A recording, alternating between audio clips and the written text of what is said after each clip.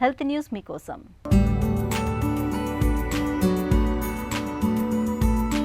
మోకీళ్లు అరుగుతున్న కొద్దీ మోకాళ్లలో నొప్పులు పోటెత్తుతూ ఉంటాయి. మోకీళ్లలో అరుగుదల, క్షీణతను తెలుసుకోవడానికి డాక్టర్లు సాధారణంగా ఎక్స్రే పరీక్షను చేస్తూ ఉంటారు. అయితే ఎక్స్రేలో మార్పులు కనిపించేసరికే మోకీళ్లలో క్షీణత ఎంతో కొంత ముదిరిపోయి ఉంటుంది.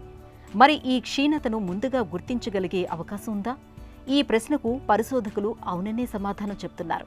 అది కూడా ఎక్స్రే సాయం లేకుండా కేవలం రక్త పరీక్షతోనే సాధ్యపడుతుందని డ్యూక్ యూనివర్సిటీ స్కూల్ ఆఫ్ మెడిసిన్కు చెందిన శాస్త్రవేత్తలు పేర్కొంటున్నారు. ఎక్స్రేలో మోకీళ్ల క్షీణత కనిపించడానికి కనీసం 8 ఏళ్ల ముందుగానే సమస్యను పసిగట్టే రక్త పరీక్షను ఇటీవల శాస్త్రవేత్తలు రూపొందించారు. ఎముక క్షీణత జీవ సూచికల ఆధారంగా ఇది సమస్యను ఖచ్చితంగా గుర్తిస్తున్నట్లు రుజువైంది.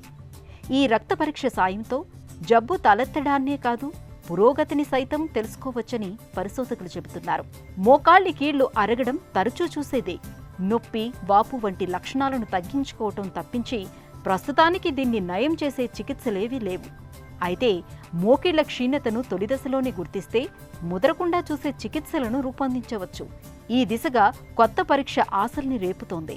దీని ద్వారా గుర్తించే జీవ సూచికలు జబ్బు నిర్ధారణతో పాటు పరిశోధనలకు ఉపయోగించవచ్చు.